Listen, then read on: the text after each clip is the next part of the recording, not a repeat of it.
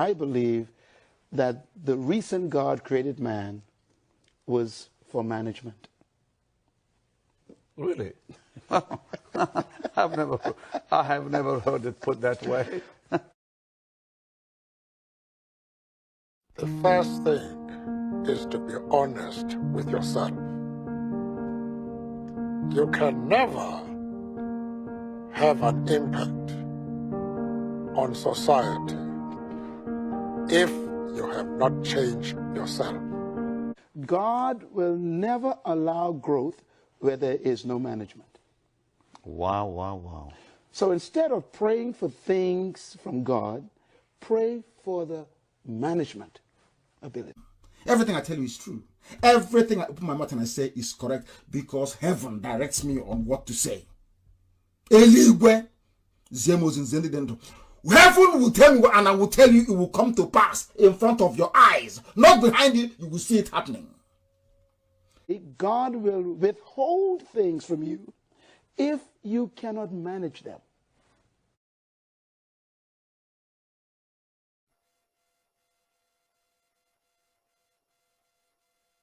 When you look at the facts that something around 1 million people perished as a result of the actions of the British and Russian and Nigerian federal governments. Vis-a-vis what we see in Nigeria, which is truly not, it should not be surprising. Look, what's happening in Nigeria is barbarous. It's horrible. I mean, it's complete madness, yet it's not a priority. The United States unilaterally could do almost anything it needs to do. It would be a long-term effort, but it could be done. And the United States has the capability. All the elements of power, we have those. So why not? It's not a priority. That's the problem. We are committed elsewhere in the world. Black West Africa is not a priority.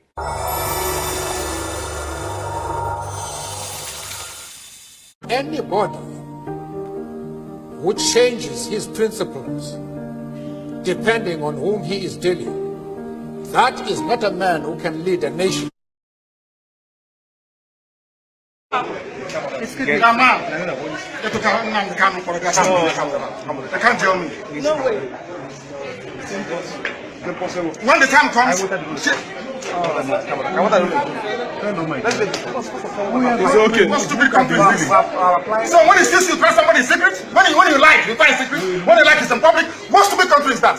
What stupid country is that, I ask you? When you like, you try and you do this. When you like to try in private, they are killing my people. They are killing my people. They are killing They are killing my people. After killing my people, you tell me what to tell in secret? The person is mad. Completely mad. Tell Buhari, that's what I said. That he is mad. He cannot tell me. He cannot tell me. He's a madman. There's a contempt of court proceedings here. Contempt of court. They don't obey court order. They don't obey court order. You're telling me secret trial. Is the person mad? I, Nnamdi Kanu, will sacrifice anything sacrificable to make sure that Biafra comes. We hereby declare no election, no 2023 general election in Biafra land. This no election in Biafra land has been activated. We are going to make it a task that must be done by every Biafran. All measures will be put in place to make sure the adequate civil disobedience is implemented to stop the election in Biafra land.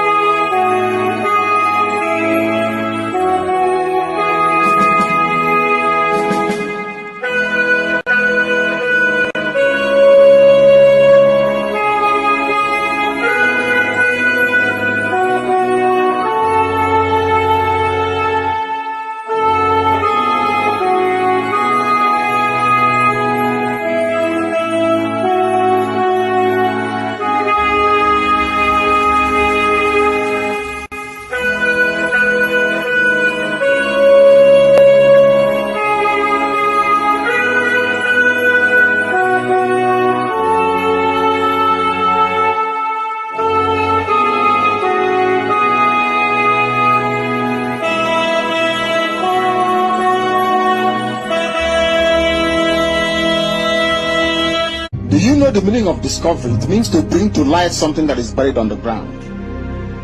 If you can accept that, then you know that Biafra is coming. There is nothing man can do about it. It's too late. Way, way too late. The countdown has begun.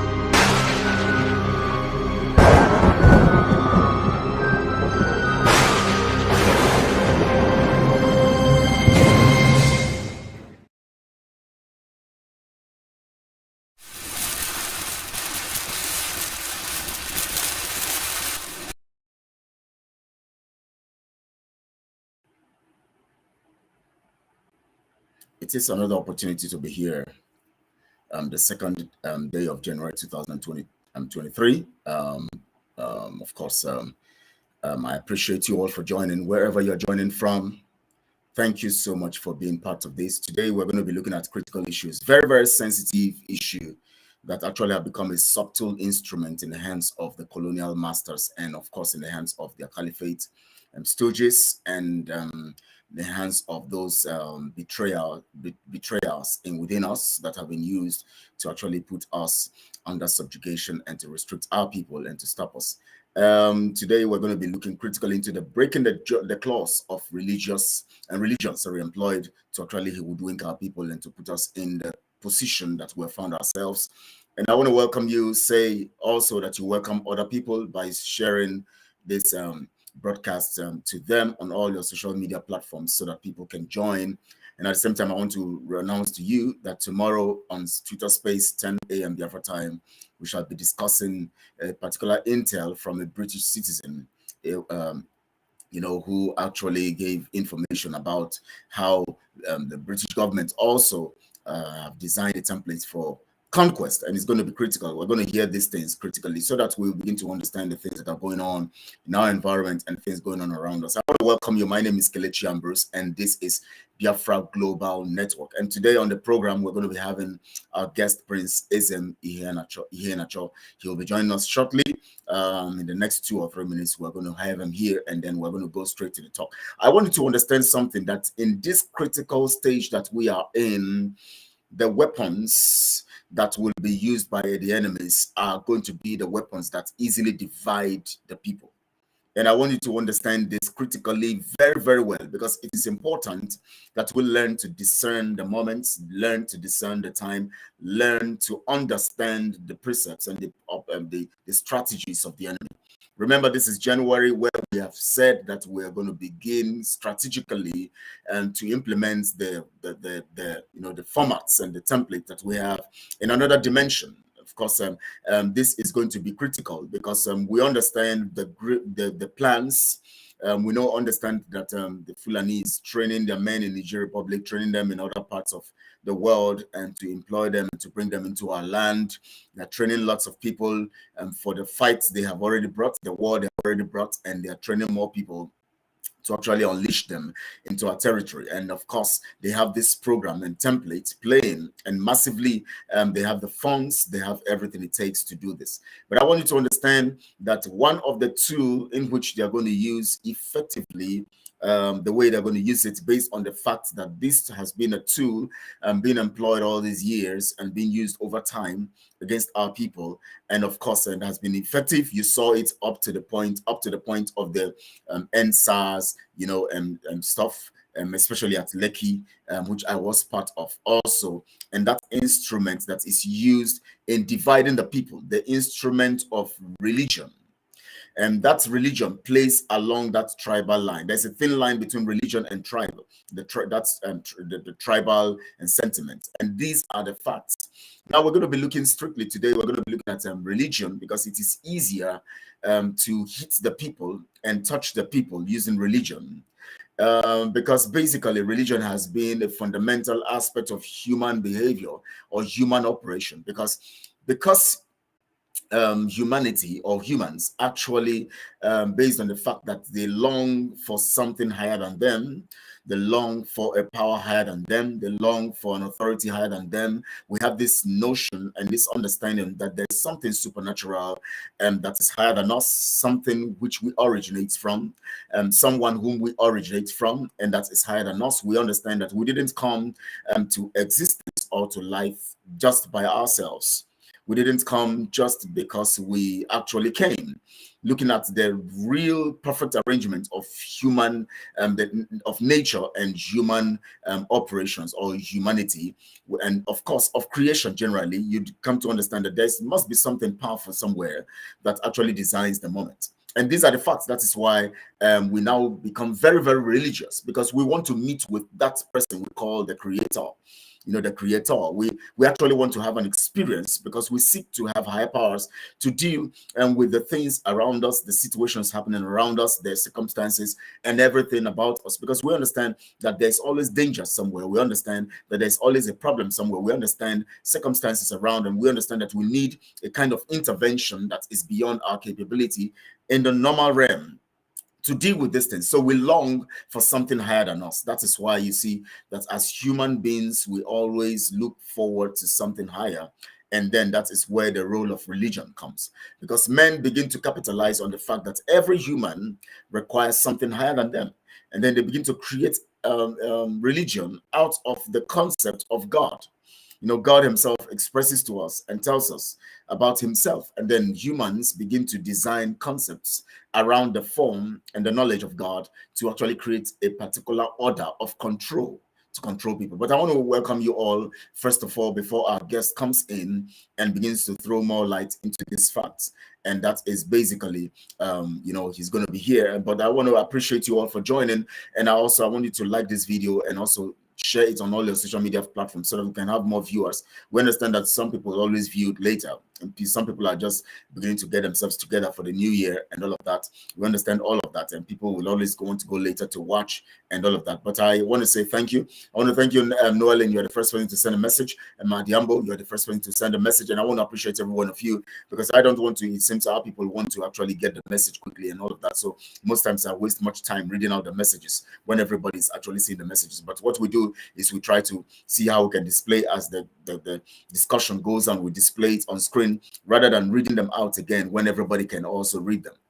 You know, but most times when we see critical messages that needs responses, we now do that. So I appreciate you all. I appreciate you all joining Sunday Naji, Muzamaka, you know, all of you, you know, Jane Oblalo, you know, Uche Chineke, Madka, Amechi, Jane Oblalo, and Onye Kachiku, of course, Onyekachi Eke. Thank you so much all for joining. And today we're going to be opening the lines briefly. But our guest is already in the studio. We're going to be bringing him live and direct right now so that we can go straight to business, because he has limited time also to be here. You're welcome, sir. We appreciate you for joining from your location. We thank you so much. This first broadcast of the new year, and we appreciate you for giving your time in spite of family, you know, people coming around who want to celebrate and everything going on in this festive season. But you decided to also talk to Biafrans. We appreciate you, sir. Please say hi to Biafrans before we go on and to discuss the matters of the day.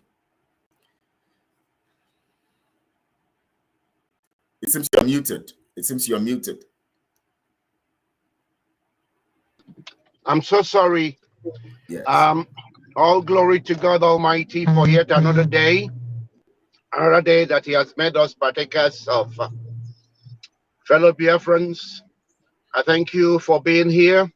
Our brothers and sisters from Yoruba Nation, I welcome you all. We must continue to give God the glory for this awakening. We must continue to give God the glory for bringing us to this light.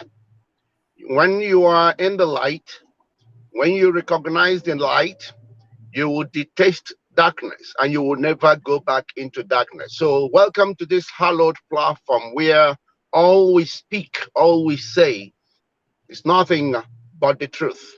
Thank you, Kelechi, for your steadfastness, for your faithfulness, for your commitment to this cause, the cause of freedom for the people of God. Thank you.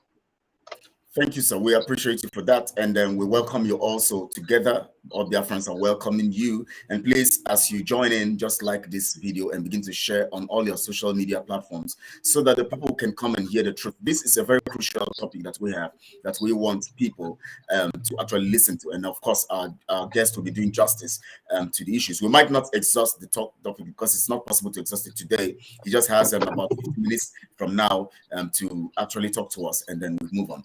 You talked about, when you were making your intro, you talked about light.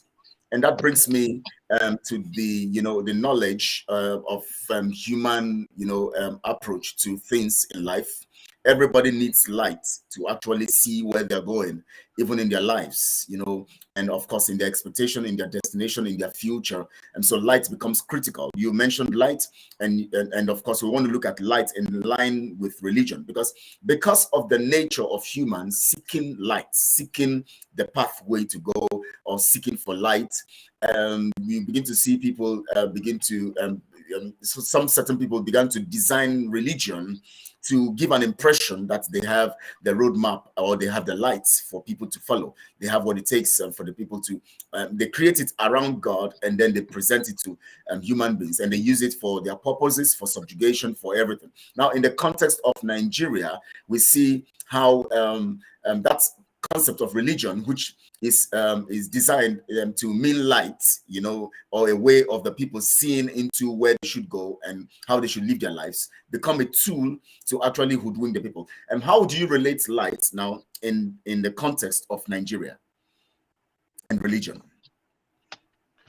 I think I'll begin by saying that religion has brought total darkness to people of Nigeria. Total darkness. I've told you before that originally we were in darkness, but God introduced light. God brought about light, and to bring about light, there's always work to be done. Light does not just come naturally. No. What comes naturally is darkness. People need to wake up to the fact that they have been totally misled by religion. Just this morning, I think I've written something today talking to pastors and religious leaders around this world. There are things they really need to capture, unless if they want to continue to fool themselves, thinking they are fooling the gullible. These things must come to bear. We can't, especially going into Biafra, we can't lose sight of these. I want to give you a simple example so people can understand. I've had numerous of complaints about people who are saying that they are punished by their pastor because they did this or they did that. Some people say that they were excommunicated. Some people said that they were punished just because they might have committed one sin or the other. Now, I want everybody listening to know that when it comes to sin, no mortal being on this earth has the authority or power to punish sin or sinners. People need to get to grasp with this very quickly. No mortal being have been given power to punish sinners. Remember, it was for sinners that Christ came. And the house of God is not meant for saints. People need to understand this. And I can assure you, there is no house of God where there is one singular saint existing, including those that are telling you about God. I need you to listen very carefully, because the nature of man is such that we sin in thought, in word, and in deed. Whenever anybody says they are totally righteous, that person is already committing the utmost sin by claiming to be righteous. Only Christ. In fact, it was because of the fact that God could not see any righteous person that he sent Christ. People need to remember that. And people need to also remember that it is only he without sin that can cast the first stone. We are charged with condemnation of sin. We are supposed to be doing that which Christ did, condemning sin, but not sinners. I need people to understand this. So what should a pastor, what should a religious leader do when when somebody's sin had become obvious?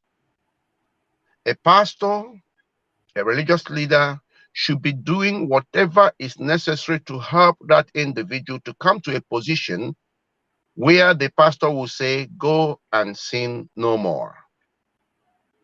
That is what a pastor should be doing. To anyone whose sin has become obvious. Remember, in Igbo adage, we say that onye eze ya pụtara ihe, onye eze kotonko. Onye eze ya pụtara ihe, onye eze kotonko, because everybody's teeth.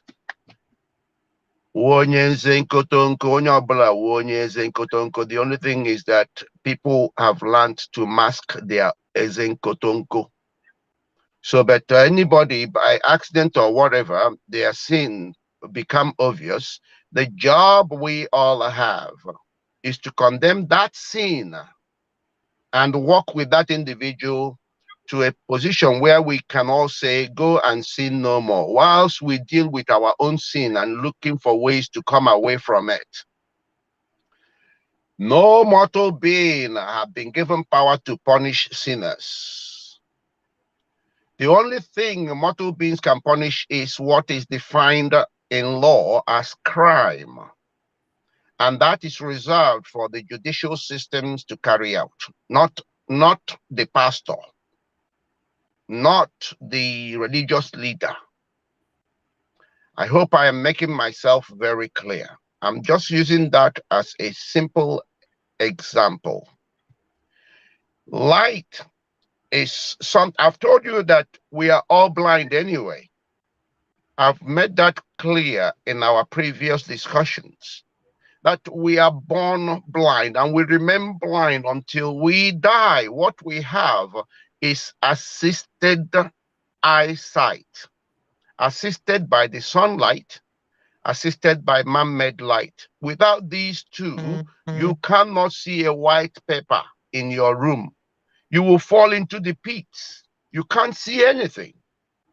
You need the light coming from the sun or the light coming from the bulb of salt to be able to see where you are going. Go and try it out. It is a fact. Nigeria is littered in blindness, supplied by religious darkness. This is why I keep asking people to become spiritual.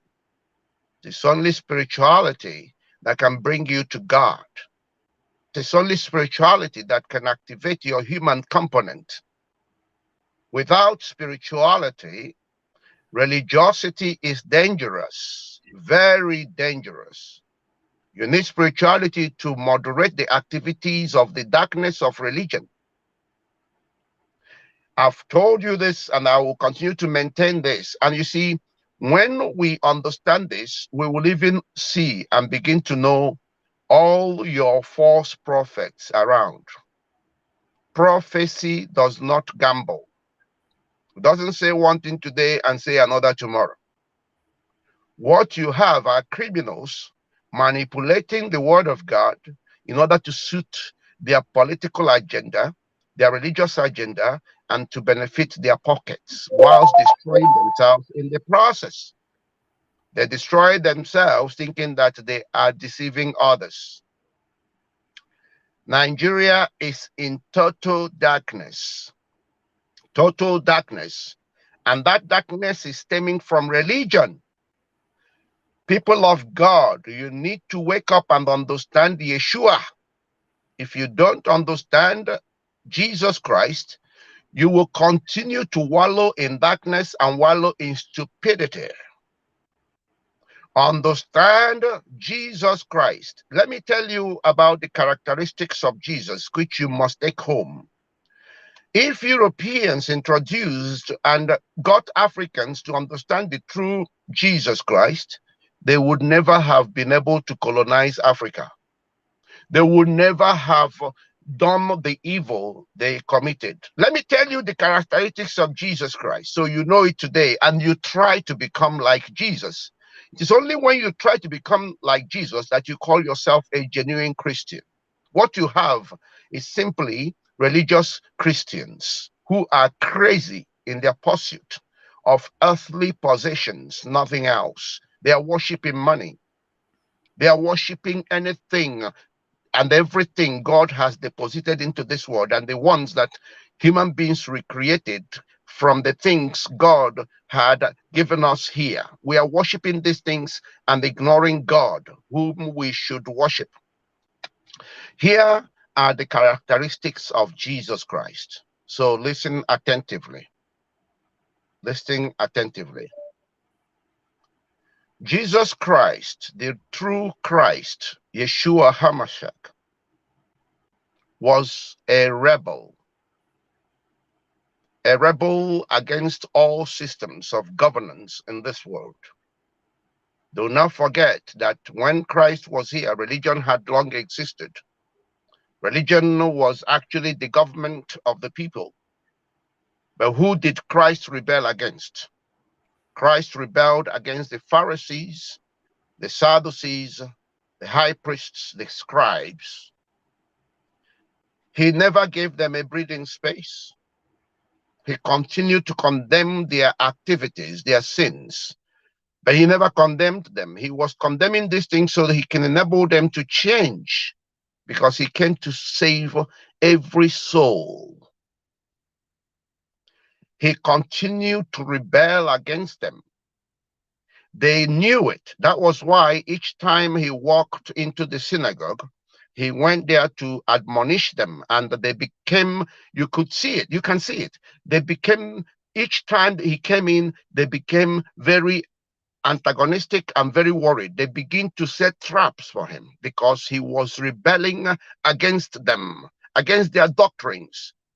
The 10 Commandments God gave, they multiplied into 630 something whatever nonsense, and they set all these rules against the people when they were the main sinners.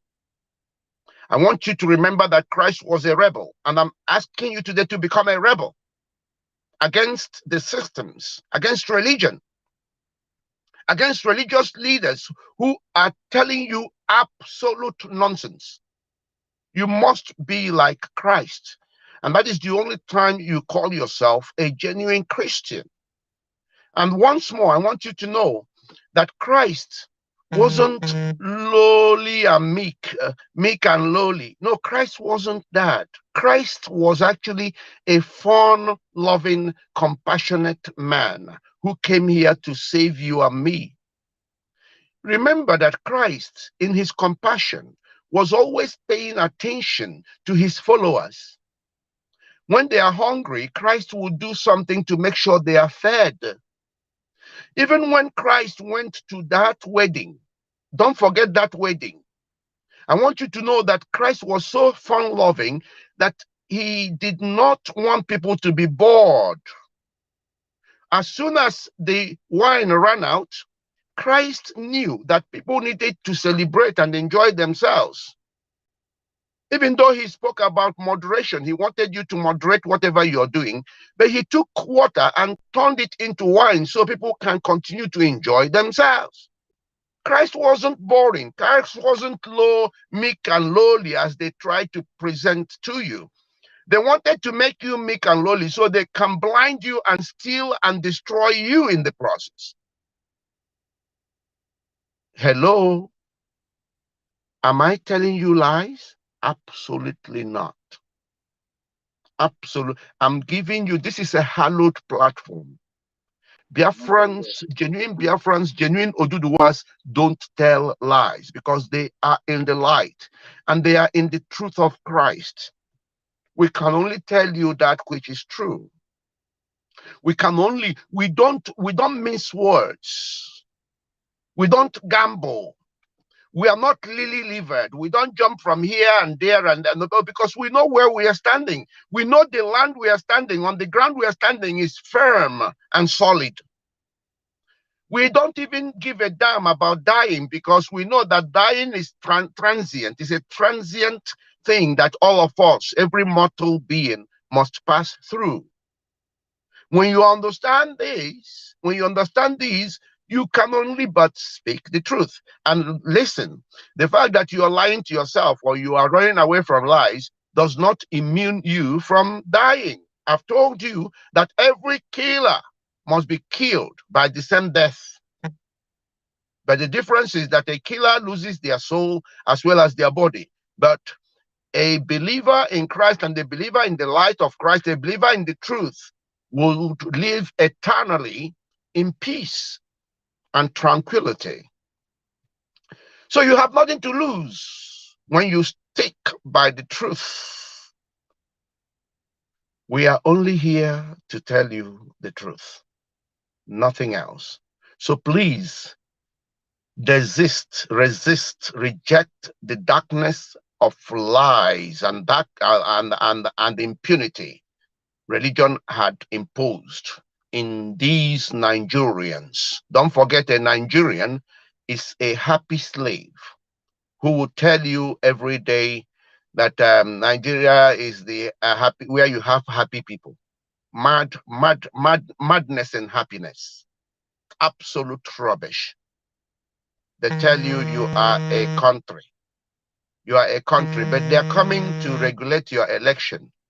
They tell you you are a country, but they will tell you that they are not interested in you. They're not interested in whatever. Nigeria is a country, so you go and sort yourself out. But as soon as the election comes, suddenly they become interested.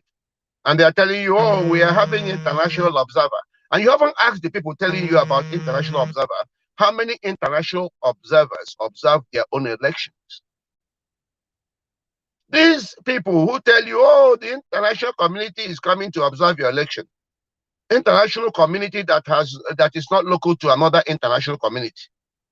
How many of their elections are observed by you if you claim to be a country? It is, look, Nigeria has dehumanized human beings. Nigeria has ridiculed you. You must spill out and vomit Nigeria in order to live, in order to become a human being. Do you need to be a rocket scientist to understand this?